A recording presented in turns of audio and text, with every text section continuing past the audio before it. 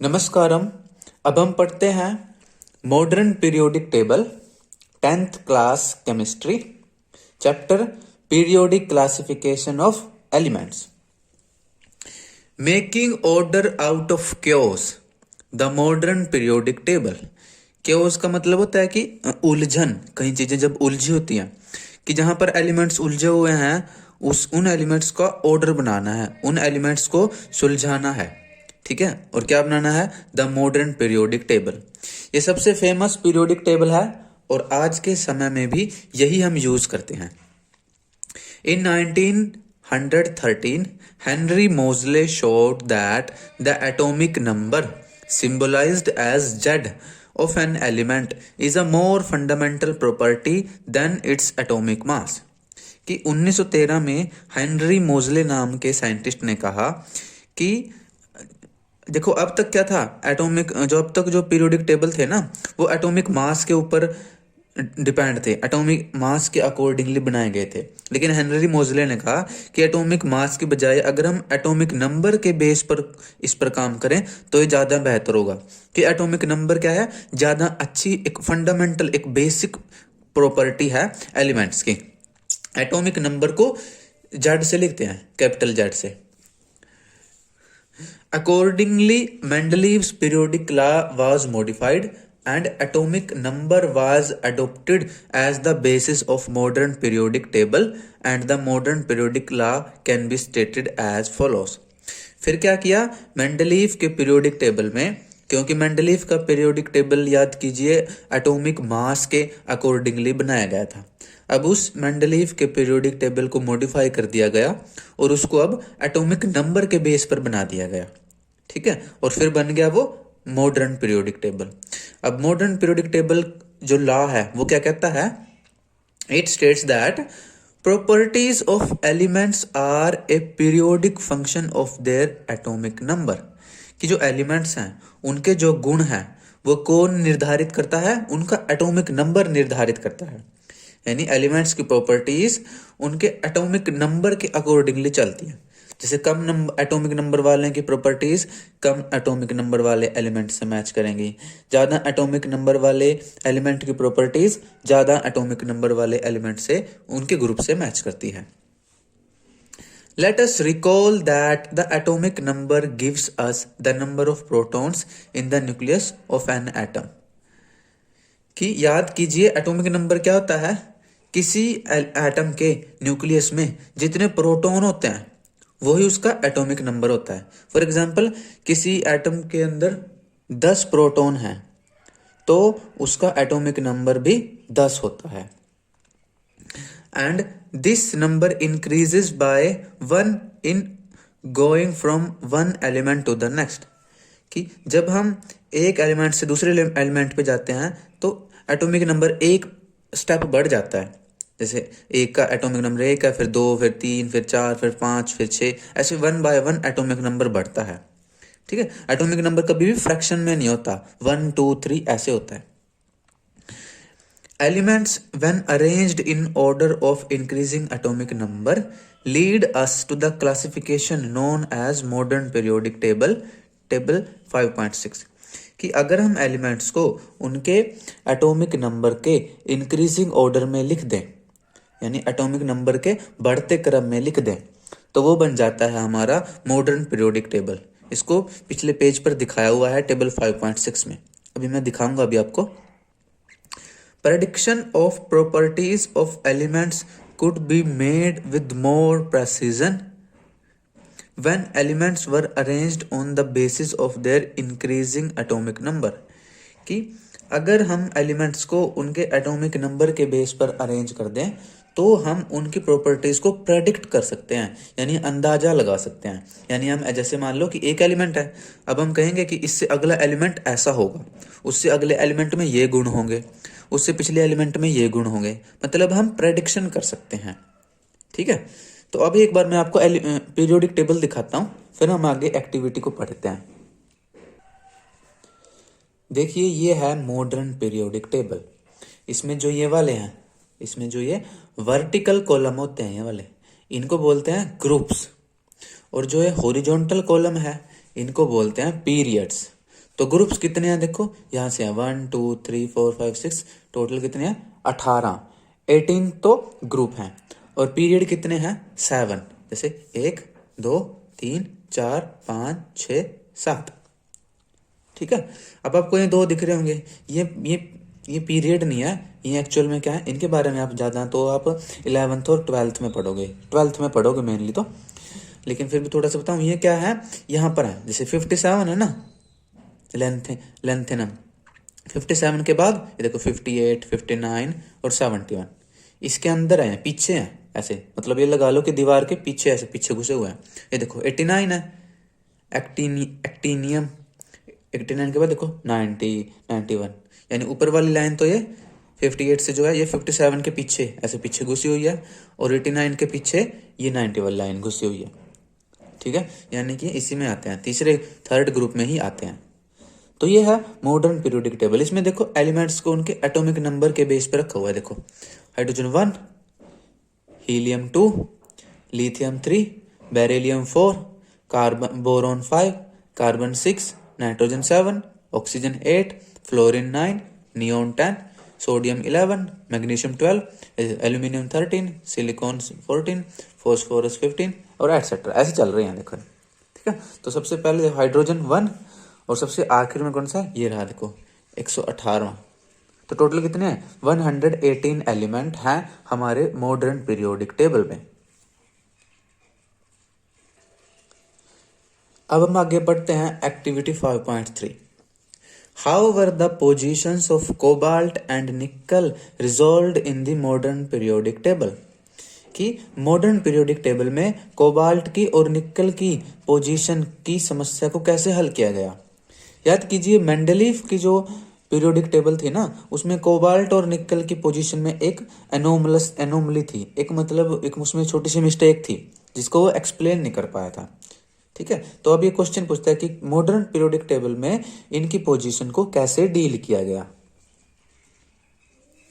देखिए यहाँ पर मैंने कोबाल्ट एटम और निकल एटम या एलिमेंट इनको लिखा हुआ। कोबाल्ट का एटॉमिक नंबर 27 होता है, निकल का 28 होता है।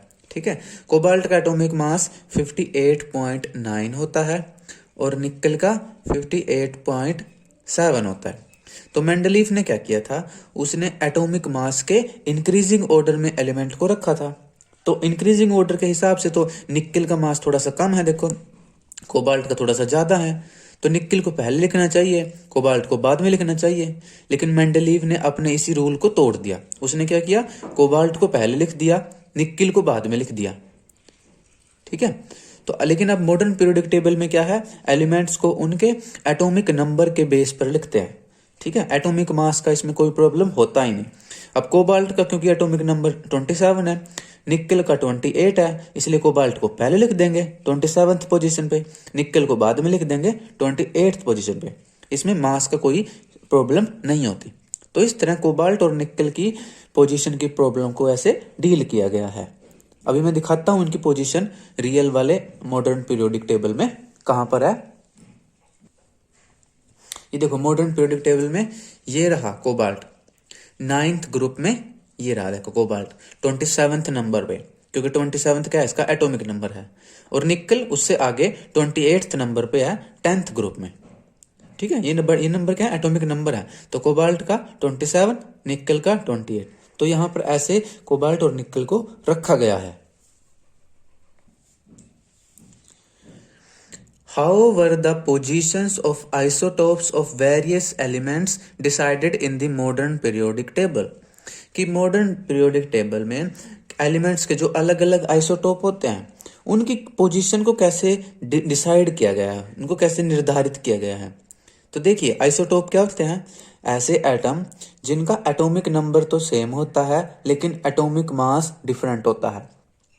आइसोटोप का और क्या बात है कि इनकी केमिकल प्रॉपर्टीज सेम होती हैं लेकिन फिजिकल प्रॉपर्टीज डिफरेंट होती हैं। तो मॉडर्न पीरियोडिक टेबल में इनको कैसे रखेंगे, क्योंकि आइसोटोप क्या होते हैं, इनका एटॉमिक नंबर सेम होता है और एटॉमिक मास डिफरेंस। और मॉडर्न पीरियोडिक टेबल में एटॉमिक नंबर के बेस पर ही एलिमेंट्स को रखते हैं। तो क्योंकि सब आइसोटोप्स का एटॉमिक नंबर सेम होता है इसलिए उनको एक ही पोजीशन पे रखा जाता है। मान लो जैसे क्लोरीन है, क्लोरीन के 2 आइसोटोप होते हैं, लेकिन दोनों का एटॉमिक नंबर तो 17 होता है। मास उनका एक का 35, एक का 37 होता है। क्योंकि क्लोरीन के आइसोटोप का दोनों का एटॉमिक नंबर तो सेम है 17, इसलिए उनको 17th पोजीशन पर ही रखते हैं। मान लो कोई एलिमेंट है, उसके 10 आइसोटोप हैं, लेकिन 10 के 10 आइसोटोप का एटॉमिक नंबर तो सेम ही होगा, इसलिए उनको एक ही पोजीशन पर रखते हैं। तो इस क्वेश्चन का आंसर है कि आइसोटोप्स को उनके एटॉमिक नंबर के अकॉर्डिंगली सेम पोजीशन पर रखा जाता है। Is it possible to have an element with atomic number 1.5 placed between hydrogen and helium? कि क्या यह संभव है कि कोई एटम एलिमेंट हो और उसका एटॉमिक नंबर 1.5 हो और उसको हाइड्रोजन और हीलियम के बीच में रखा जाए? क्योंकि हाइड्रोजन का एटॉमिक नंबर 1 होता है, हीलियम का 2 होता है, तो कहते हैं अगर 1.5 हुआ तो क्या इन दोनों के बीच में रख सकते हैं?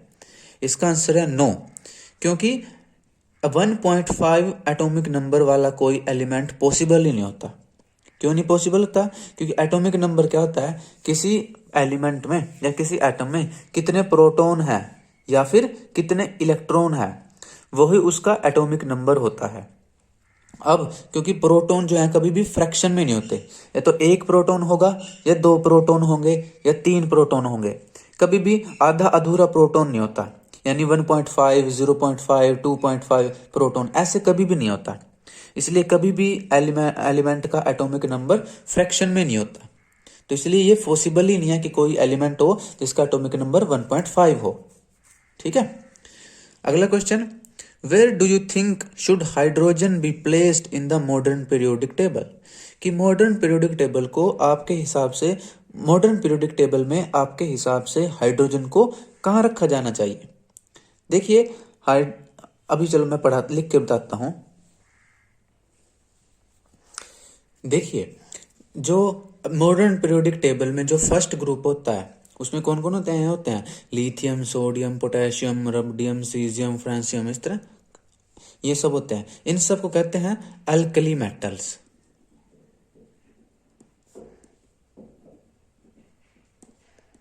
और जो 17th ग्रुप है इसमें कौन कौन होते हैं फ्लोरीन, क्लोरीन, ब्रोमीन, आयोडीन, आगे भी होते हैं, 1 2 और होता है एलिमेंट। तो ये सब कौन होते हैं? इस सब को बोलते हैं हैलोजन फैमिली। इसको बोलते हैं हैलोजन फैमिली, इसको बोलते हैं हैलोजन फैमिली। तो अब जो हाइड्रोजन है, हाइड्रोजन की प्रॉपर्टीज, कुछ प्रॉपर्टीज तो उसकी एल्कली मेटल से मिलती हैं और कुछ प्रॉपर्टीज उसकी हैलोजन फैमिली से मिलती हैं। अब क्वेश्चन ये उठता है कि आप हाइड्रोजन को कहाँ रखना चाहते हो, कि आप फर्स्ट ग्रुप में रखोगे इसको एल्कली मेटल के साथ या 17th ग्रुप में रखोगे उसको हैलोजन फैमिली के साथ। अब हम इसके कैरेक्टर्स पढ़ते हैं। देखो हाइड्रोजन के एल्कली मेटल से कैसे कैरेक्टर मिलते हैं। अब जो ये है ना, जैसे हाइड्रोजन, इसकी अगर इलेक्ट्रॉनिक कॉन्फ़िगरेशन देखें, लिथियम की क्या होती है 2 1, सोडियम की क्या होती है 2 8 1, पोटेशियम की क्या होती है 2 8 10 8 18 1, और हाइड्रोजन की भी क्या होती है 1। तो क्या है, देखो इसका भी आउटर मोस्ट में 1 इलेक्ट्रॉन, इसके भी आउटर मोस्ट में 1, इसके भी आउटर मोस्ट शेल में 1 इलेक्ट्रॉन, और हाइड्रोजन का क्या है फर्स्ट और आउटर मोस्ट सेम है, इसके पास भी 1 इलेक्ट्रॉन। तो देखो इनकी क्या है इलेक्ट्रॉनिक कॉन्फ़िगरेशन हाइड्रोजन की एल्कली मेटल से मैच करती है। इनमें भी ऐसा ही होता है, ये थोड़े बड़े हैं, मैं इनकी लिखने की जरूरत नहीं हो रही अभी, इसलिए लिख नहीं रहा हूँ। बाकी इनकी भी इलेक्ट्रॉनिक कॉन्फ़िगरेशन लिखेंगे तो सेम है, ऐसे भी इनमें भी 1 इलेक्ट्रॉन आता है आउटर मोस्ट शेल में। तो इस तरह हम देखते हैं हाइड्रोजन की इलेक्ट्रॉनिक कॉन्फ़िगरेशन एल्कली मेटल से मैच करती है। दूसरा, कुछ केमिकल प्रॉपर्टीज भी मैच करती हैं। जैसे अगर हम बात करें, जैसे ये है सोडियम है, ये कंपाउंड बनाता है ऑक्सीजन से रिएक्ट करके, क्या बनाता है Na2O। लेकिन हाइड्रोजन भी ऐसे ही ऑक्सीजन से रिएक्ट करके कंपाउंड बनाता है, कौन सा H2O। देखो प्रॉपर्टीज मैच कर रही हैं। उसी तरह सोडियम जो है सल्फर से रिएक्ट करके कंपाउंड बनाता है Na2S। हाइड्रोजन भी सल्फर से रिएक्ट करके कंपाउंड बनाता है H2S। देखो ये भी मैच कर रही है। सोडियम जो है क्लोरीन से या ब्रोमीन से रिएक्ट करके कैसे बनाता है NaCl, NaBr। हाइड्रोजन भी ऐसे ही रिएक्ट करता है, क्या बनाता है HCl। HBr। तो हम देखते हैं कुछ कुछ केमिकल प्रॉपर्टीज भी एक आध मैच करती हैं हाइड्रोजन की अल्कली मेटल से। ये और भी प्रॉपर्टीज मैच करती हैं, जैसे अल्कली मेटल है ना, ये इलेक्ट्रॉन डोनेट कर देते हैं और डोनेट करके क्या बनाते हैं, ये पॉजिटिव आयन बनाते हैं, जैसे कि Na पॉजिटिव, जैसे कि K पॉजिटिव। हाइड्रोजन भी ऐसे ही करता है, ये भी इलेक्ट्रॉन डोनेट करके क्या बनाता है, पॉजिटिव आयन बनाता है, जैसे कि H पॉजिटिव। तो ये भी प्रॉपर्टीज मैच करती है। इनको क्या बोलते हैं, इसलिए क्योंकि ये इलेक्ट्रॉन डोनेट करने में विश्वास रखते हैं, इसलिए इनको बोलते हैं इलेक्ट्रोपॉजिटिव, कि इनमें इलेक्ट्रोपॉजिटिव कैरेक्टर है। हाइड्रोजन भी इलेक्ट्रॉन डोनेट कर देता है, इसलिए इसमें भी क्या है, इलेक्ट्रोपॉजिटिव कैरेक्टर है। तो इस तरह हम देख रहे हैं कि अल्कली मेटल के साथ हाइड्रोजन के कैरेक्टर मिलते हैं। दूसरी तरफ हेलोजन फैमिली की तरफ के साथ भी कैरेक्टर मिलते हैं। जैसे हेलोजन फैमिली क्या, ये ना डाई एटॉमिक मोलिक्यूल बनाती है। क्या बनाती है, मैं इधर लिख रहा हूँ, ठीक है, क्या बनाती है, diatomic molecule. Diatomic molecule का मतलब होता है ऐसा मोलिक्यूल जिसमें दो एटम हो, जैसे Cl2 gas, Br2 gas. Hydrogen भी ऐसे ही करता है, ये क्या करता है, H2 गैस बनाता है। ठीक है, तो इसका देखो हेलोजन फैमिली से कैरेक्टर मिल रहा है। ये जो हेलोजन फैमिली है, इनमें कौन सा कैरेक्टर होता है, नॉन मेटेलिक। और हाइड्रोजन में भी कैसा कैरेक्टर होता है, इसमें भी क्या है, नॉन मेटेलिक कैरेक्टर होता है। तो ये वाला कैरेक्टर भी हाइड्रोजन का हेलोजन से मैच करता है। तो इस तरह हाइड्रोजन के कुछ कैरेक्टर्स तो अल्कली मेटल से मैच करते हैं और कुछ कैरेक्टर्स हेलोजन फैमिली से मैच करते हैं। लेकिन हम हाइड्रोजन को, क्योंकि हाइड्रोजन के ज़्यादा कैरेक्टर जो हैं वो अल्कली मेटल से मैच करते हैं, इसलिए हाइड्रोजन को फिलहाल हम फर्स्ट ग्रुप में अल्कली मेटल के साथ रखते हैं, यहाँ पर रखते हैं पहली पोजीशन पर। ठीक है, लेकिन अभी भी इसकी पोजीशन में थोड़ी सी क्या है, प्रॉब्लम है कि हम 100% नहीं कह सकते कि हम सही हैं, क्योंकि कुछ कैरेक्टर्स इसके हेलोजन फैमिली से भी मैच करते हैं। लेकिन फिलहाल फिर भी क्योंकि इसके ज़्यादा कैरेक्टर्स अल्कली मेटल से मैच करते हैं, इसलिए हम इसको फर्स्ट ग्रुप में अल्कली मेटल के साथ रखते हैं। ठीक है, तो ये देखिए, ये हमारी एक्टिविटी होगी, एक्टिविटी 5.3 कंप्लीट। अब हम आगे बढ़ते हैं। As we can see, the modern periodic table takes care of 3 limitations of Mendeleev's periodic table। कि हम देख सकते हैं मॉडर्न पीरियोडिक टेबल ने क्या किया, मेंडलीव की जो 3 लिमिटेशन थी उनको सॉल्व कर दिया। कौन कौन सी 3 लिमिटेशंस, एक तो थी कि एटॉमिक मास से हम कैसे एलिमेंट्स को अरेंज करें, तो मॉडर्न पीरियोडिक टेबल में एटॉमिक मास को छोड़ दिया, एटॉमिक नंबर के बेस पर उसको अरेंज किया गया। दूसरी लिमिटेशन थी कि हाइड्रोजन की पोजीशन को कैसे डिस्कस किया जाए, तो हमने मॉडर्न पीरियोडिक टेबल में हाइड्रोजन की पोजीशन को भी काफ़ी हद तक सॉल्व कर दिया गया। और तीसरी लिमिटेशन कौन सी थी, हाँ, आइसोटोप्स की पोजीशन। तो आइसोटोप्स की पोजीशन को भी उनके एटॉमिक नंबर के साथ सोल्व कर लिया गया। The anomalous position of hydrogen can be discussed after we see what are the bases on which the position of an element in the modern periodic table depends। कि हम hydrogen की जो anomalous position है, यानी असंगत जो position है, उसको हम तब डिस्कस कर पाएंगे जब हम ये पढ़ लें कि मॉडर्न पीरियोडिक टेबल में एलिमेंट्स की पोजीशन कैसे डिसाइड की जाती है। हालांकि हमने तो ये डिस्कस कर लिया कि कैसे हाइड्रोजन की पोजीशन को कैसे डिस्कस कर सकते हैं। हमने देखा कि उसकी प्रॉपर्टीज, केमिकल प्रॉपर्टीज कैसे 17th ग्रुप में और फर्स्ट ग्रुप में मैच करती हैं, और उसको कैसे फर्स्ट में रखेंगे या 17th में रखेंगे, हमने तो ये डिस्कस कर लिया है। तो अभी ये मॉडर्न पीरियोडिक टेबल अभी पूरा कंप्लीट नहीं हुआ है, अभी तो इसका एक पार्ट ही कंप्लीट हो पाया है। इससे आगे के टॉपिक को हम पढ़ेंगे अगली वीडियो में। तब तक के लिए नमस्कारम। और आप इस टॉपिक को आप यहाँ तक जरूर अपनी NCERT बुक से पढ़िएगा। नेक्स्ट वीडियो में हम इससे आगे टॉपिक को पढ़ेंगे।